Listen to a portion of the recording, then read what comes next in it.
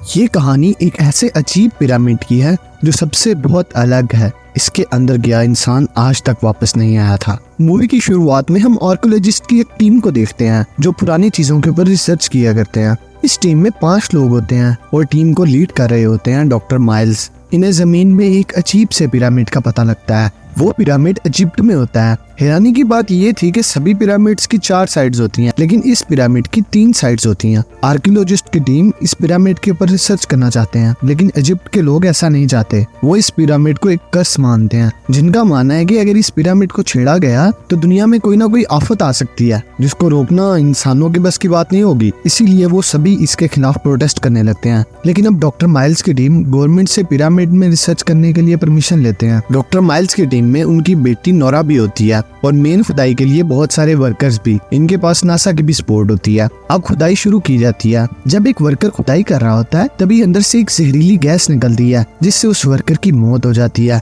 ये देखकर बाकी सभी वर्कर्स भी डर जाते हैं और उन्हें भी लगने लगता है कि यहाँ कोई कर्स है, क्योंकि उन्होंने भी इस कर्स के बारे में सुना था। लेकिन डॉक्टर माइल्स और उनकी टीम को ऐसा नहीं लगता, क्योंकि वो साइंस के ऊपर यकीन रखते हैं। उन्हें ऐसी बातों के ऊपर यकीन नहीं होता और वो इस काम को आगे बढ़ाना चाहते हैं। लेकिन इजिप्ट के लोग इस इंसिडेंट के बाद और भी ज्यादा प्रोटेस्ट करने लगते हैं। वो किसी भी तरह इस खुदाई को रोकना चाहते हैं। दूसरी तरफ डॉक्टर माइल्स की अमेरिका से बात होती है। वो कहते हैं कि इजिप्ट के लोग इस खुदाई के खिलाफ हैं। इससे पहले कि गवर्नमेंट तुम्हें खुद इस खुदाई को रोकने के लिए कहे, जितना जल्दी हो सके ये काम बंद करके अमेरिका वापस आ जाएं। ये सब सुनकर डॉक्टर माइल्स और उनकी टीम बहुत नाराज होती है। उन्होंने इस काम के लिए बहुत मेहनत और रिसर्च की होती है। वो सभी इस काम को अधूरा नहीं छोड़ना चाहते थे, लेकिन सीनियर्स की तरफ से ऑर्डर आ चुका था। अब इन्हें वापस अमेरिका जाना ही होगा। लेकिन डॉक्टर माइल्स की बेटी नोरा नहीं चाहती। वो किसी भी कीमत के ऊपर इस पिरामिड पर रिसर्च करना चाहती थी और वो किसी तरह अपनी टीम को कन्विंस कर लेती है कि हमें कम से कम पिरामिड के अंदर तक तो जाना चाहिए। आखिर ये सबसे अलग क्यों है? क्यों इस पिरामिड की 3 साइड्स हैं? अब सारी टीम इस बात पर मान जाती है और सारे फैसला कर लेते हैं कि ये पिरामिड के अंदर जाएंगे और पता लगाएंगे कि इसके पीछे क्या राज है। लेकिन खुद रिस्क लेने से पहले वो एक रोबोट को उसके अंदर भेजते हैं और उन्हें पता चलता है कि वाकई ये पिरामिड दूसरे पिरामिड से अलग है। ये रोबोट कार आगे बढ़ रही होती है, तभी इस पर कोई चीज आकर हमला करती है, जिससे इनका कनेक्शन कार के साथ टूट जाता है। सारी टीम को लगता है कि शायद कोई जानवर रोबोट के सामने आ गया होगा और उसने इस पर हमला कर दिया होगा। दरअसल ये कार इन्हें नासा ने दी थी, जो बहुत ज्यादा एक्सपेंसिव थी और वो इसे यहाँ पर छोड़कर नहीं जा सकते थे। लेकिन प्रॉब्लम ये थी कि अब इनके पास वक्त बिल्कुल भी नहीं है, क्योंकि गवर्नमेंट ने भी इन्हें ऑर्डर कर दिया है कि भाई आप अब यहाँ से निकल जाएं, और मिलिट्री वाले भी वहाँ पर आ चुके हैं जो उन्हें यही कह रहे हैं। अब पूरी टीम डिसाइड करती है कि वो मिलिट्री से छुप के पिरामिड के अंदर जाएगी और रोबोटिक कार को लेंगे और साथ में पिरामिड के बारे में पता लगाने की कोशिश भी करेंगे। अब ये अंदर जाने की तैयारी करने लगते हैं। वो अंदर जाने से पहले अपने साथ एक वायर बांध लेते हैं, ताकि अगर उन्हें रास्ता भूल जाए तो वो अंदर खो ना जाएं और वो इस वायर की मदद से वापस बाहर आ सकते हैं। और अब ये पिरामिड के अंदर जाने लगते हैं। अंदर काफी अंधेरा होता है। कुछ देर चलने के बाद उन्हें एक जैसे 3 रास्ते मिलते हैं। वो सभी काफी कंफ्यूज हो जाते हैं और एक रास्ता ऊपर की तरफ भी था। सभी ऊपर जाने लगते हैं और ऊपर जाने के बाद इन्हें पुराने जमाने के वेपन्स भी मिलते हैं, जो कि पुराने जमाने में लोग इस्तेमाल किया करते थे। वो पिरामिड को एक्सप्लोर कर रहे होते हैं। तभी वो देखते हैं कि डॉक्टर माइल्स ने अपने साथ जो वायर बांधी थी, जिसके जरिए सभी को बाहर जाना था, वो टूट चुकी है। ये बहुत बड़ा मसला था, क्योंकि जिस रास्ते से वो आए थे सभी को उसी रास्ते से वापस जाना था।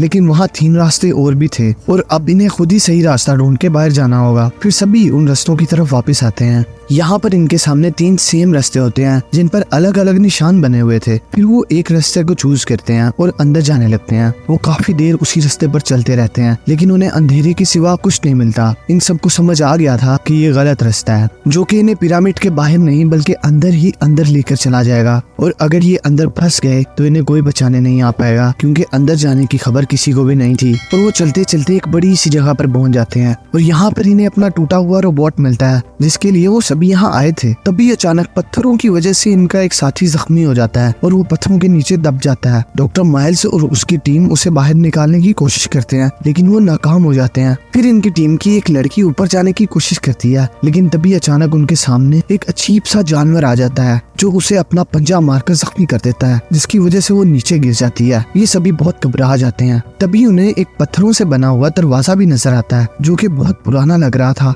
और इस पर इजिप्शियन लैंग्वेज में कुछ लिखा भी हुआ था। क्योंकि ये सब आर्कियोलॉजिस्ट थे इसीलिए ये सब इसे पढ़ सकते हैं। जब वो उसे पढ़ते हैं तो वहाँ लिखा होता है कि खतरा, यानी कि दरवाजे के पीछे खतरा है और दरवाजे को ना खोलना। लेकिन इनके पास जाने के लिए अब कोई और रास्ता नहीं था, इसीलिए वो खतरे की परवाह किए बगैर दरवाजे को खोलने की कोशिश करने लगते हैं और बहुत मुश्किल के बाद ये दरवाजे को खोल ही लेते हैं। वो थोड़ा अंदर जाते हैं तो उन्हें कुछ आवाजें सुनाई देती हैं और वो आवाजें उन्हें मिलिट्री वालों की लग रही थी जिन्होंने इन्हें अमेरिका वापस जाने को कहा था। दरअसल अब मिलिट्री वालों को भी पता चल गया था कि डॉक्टर माइल्स और उसकी टीम अंदर जा चुकी है, इसीलिए वो इनकी मदद करने के लिए इनके पीछे आ गए हैं। लेकिन इससे पहले कि वो उन आवाजों की तरफ जाते, इन्हें अपने सामने उसी साथी की चीखें सुनाई देती हैं जो कि जख्मी था। वो भागते हुए उसके पास जाते हैं लेकिन अब वहाँ उनका साथी नहीं था। ये देखकर नोरा बहुत घबरा जाती है और इसको देखने के बाद बाकी टीम मेंबर्स भी नोरा और डॉक्टर माइल्स को ब्लेम करने लगते हैं कि तुम किस तरह के आर्कियोलॉजिस्ट हो, तुम्हें इतने साल पिरामिड पर रिसर्च करते हुए हो गए हैं, हम इस पिरामिड से निकल भी क्यों नहीं पा रहे हैं। लेकिन इसमें डॉक्टर माइल्स की कोई गलती नहीं थी क्योंकि ये पिरामिड बाकी पिरामिड से बहुत अलग है, इसीलिए डॉक्टर माइल्स को कुछ समझ नहीं आ रही होती। इसके बाद वो एक छोटी सी टनल से बाहर जाने की कोशिश करने लगते हैं लेकिन तभी वो जानवर इन पर दोबारा हमला कर देता है, मगर वो उससे बचकर काफी मुश्किल के बाद उस टनल से बाहर निकल जाते हैं। वहाँ एक सोल्जर होता है जो कि इन्हें लेने के लिए अंदर आया था।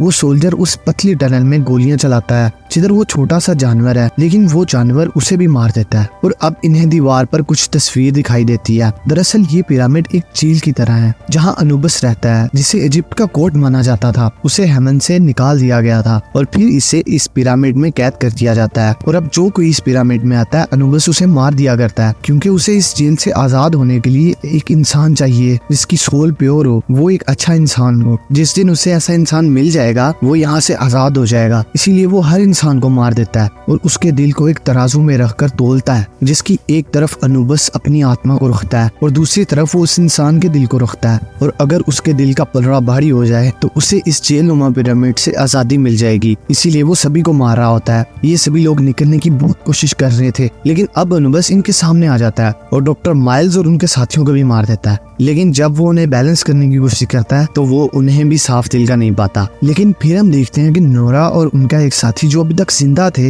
इन्हें टनल के ऊपर एक रोशनी दिखाई देती है और जब वो उस रोशनी की तरफ बढ़ते हैं तभी वहाँ पर अनुबस आ जाता है और वो नोरा के साथी को भी मार देता है और अब नोरा इस टनल से बाहर निकलने वाली थी। दरअसल जब वो सोल्जर इन्हें बचाने के लिए आया था उसने वहाँ पर एक लैडर लगा दी थी और नोरा उसी के ऊपर चढ़ के वहाँ से बाहर जाने वाली थी, लेकिन थकान की वजह से वो वहाँ पर गिर जाती है और अब इसके अंदर चलने की भी हिम्मत नहीं थी। लेकिन तभी वहाँ पर एक बच्चा आता है जो कि नोरा के कैमरे को उठाता है, लेकिन तभी पीछे से अनुबस भी आ जाता है और वो उन्हें भी मार देता है और ये मूवी यहीं पे खत्म हो जाती है।